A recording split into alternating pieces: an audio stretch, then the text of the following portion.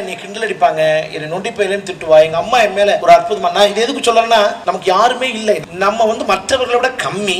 இப்படிப்பட்ட ஒரு உணவு உங்களுக்குள்ள இருந்துச்சுன்னா அது தூக்கி போட்டு, அது இல்ல, அது உண்மை இல்ல. அப்பா தண்ணி வண்டி அடி அடி நடிப்பாரு. ஆனா அப்பாவும் அம்மாவும் தூக்கி கொண்டு போய் போட்டாங்க. யாராவது வரமாட்டாங்களான்பா. என் சித்தி வந்து பக்கத்துல அம்மன் புறத்துல இருந்தா, பசிக்கும் சொன்னல, பசியில இருக்கும்போது சித்தி வத்த குழம்பு செஞ்சு, எங்க ஊர்ல தீயல்னு சொல்லுவாங்க, தீயல் செஞ்சு கொஞ்சம் சாப்பாடு கொண்டு வருவா. எப்படின்னா அம்மன் புறத்துல இருந்து தேரிக்காட்டு வழியா வருவா. நான் மத்ததுக்குலாம் ஊருக்கு போல, காலையில கிளம்பி ஃபிளைட்ல மதுரை போய் சித்தியோட பொண்ணு கல்யாணத்தை அட்டன் பண்ணிட்டு சாயங்காலம் வந்துட்டேன். அப்பா வீட்டு சொந்தங்கள்ட்ட யாருமே பேசணும், அந்த ஒரு சித்தி தான் பேசணும். உறவு நமக்கு ரொம்ப ரொம்ப முக்கியம். எனக்கு ரொம்ப உங்களோட புரியுது.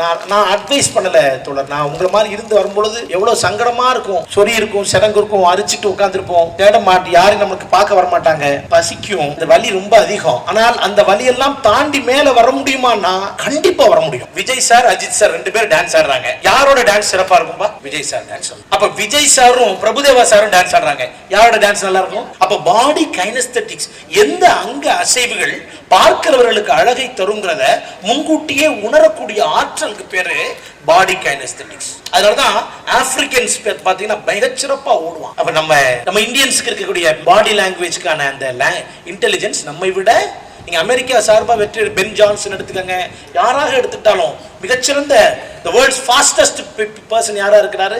ஒரு பிளாக் மேனா இருக்கு. அவருக்கு அந்த இன்டெலிஜென்ஸ் இருக்கு.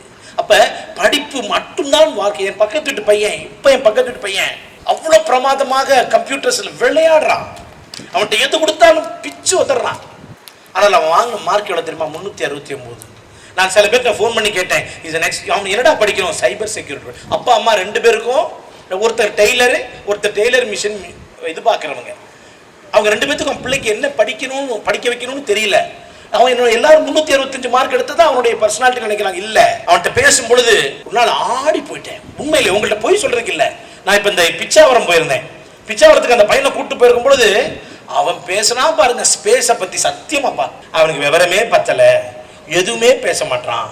ஆனா என் ஒய்ஃபு கிட்ட அவன் பேசினா பாருங்க, எப்படி ஒரு பார்ட்டிகிள் வந்து ஸ்பேஸ்ல நடக்கும், இங்கேருந்து ஒரு பிளாக் ஹோல்னா என்ன, கருந்துளைன்னு சொல்றாங்க பாத்தீங்களா, கருந்துளைன்னு அப்படி ஒரு நாள் இரவுல அவன் எனக்கு ஆசானாகி போனான்.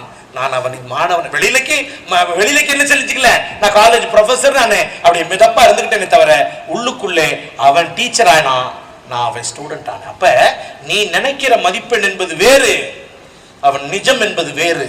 I'm massaging your ego. யாரும் உன்னை வீழ்த்து விட முடியாது. இந்த சமூகம் உன்னை வீழ்த்து விட கூடாது. இந்த சமூகத்தினுடைய அவலம் உன்னை வீழ்த்து விட முடியாது. கண்டிப்பா நீ ஜெயிப்ப.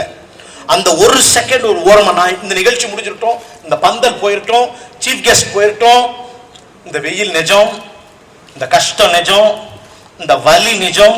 அந்த வலிக்கும் பொழுது எனக்கு யாருமே இல்லைன்னு நீ நினைக்கும் பொழுது ஒரே ஒரு வார்த்தை, உன் வாழ்க்கை உன் கையில். அழகா சொன்னார் சார். தேங்க்யூ வெரி மச் தோழர்களே, தேங்க்யூ வெரி மச்.